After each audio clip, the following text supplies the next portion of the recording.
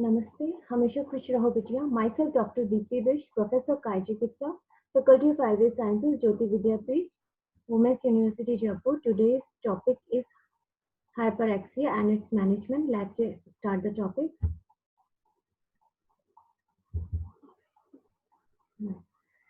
Hyperpyrexia or heat stroke occurs when thermoregulation system in the body is unable to dissipate adequate amount of heat, either generated within the body or due to increased external or environmental temperature.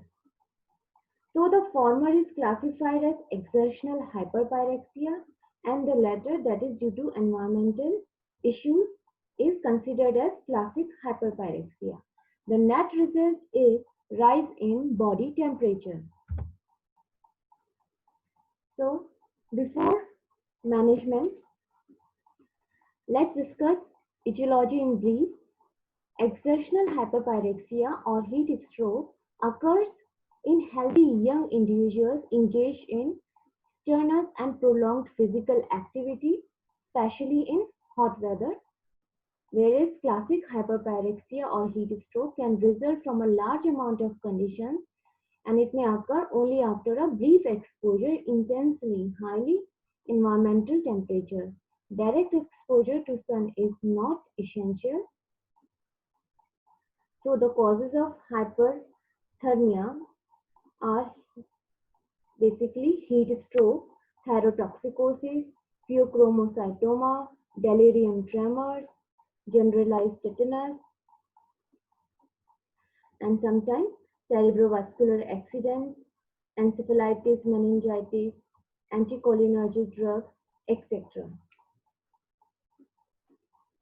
So basically, high temperature results in diffuse damage to endothelial cells in almost all organs, especially brain, liver, kidneys, heart, lungs, and muscles.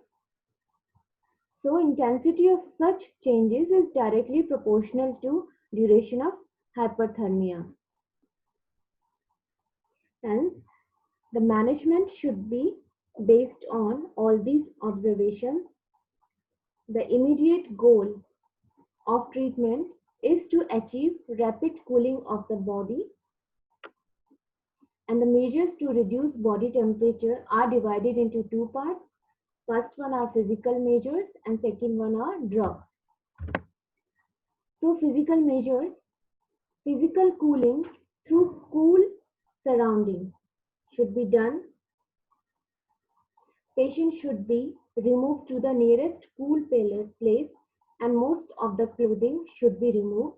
The body should be wrapped in a cool wet sheet, frequently sprinkled with ice cold water. And ice should also be applied on head and the limbs, and skin should be massaged with ice. And ice water enema or gastric lavage are also helpful. Now the drugs. If heat stroke does not involve hypothalamic set point, then antipyretics are not effective. So the drugs which are basically used are chlorpromazine 50 to 100 mg IM injection, and it is useful in reducing the body temperature and controlling the shivering. Diazepam IV should be given. It also controls shivering and also control agitation. Dehydration is common and should be appropriately treated with IV infusion of D5 and normal saline. So antibiotics, as I have told, works when a hypothalamic set point is involved.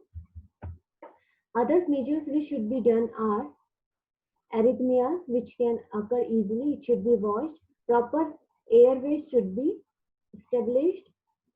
Risk of aspiration should be minimized as far as possible. Oxygen should be given to combat anoxia. And if there is oliguria, hemodialysis is required. Restlessness and conversion should be controlled with chlorpromazine or diazepam as we have discussed earlier.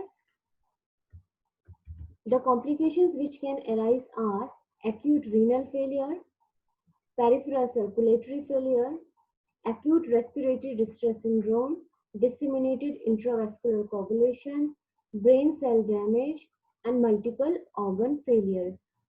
Usually, these complications develop when hyperpyrexia continues for a long time without any treatment.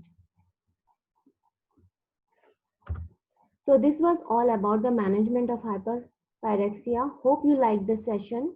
If you have any queries, let me know. I will try to resolve it. Thanks. Have a nice day. The session was powered by Digital 2.0.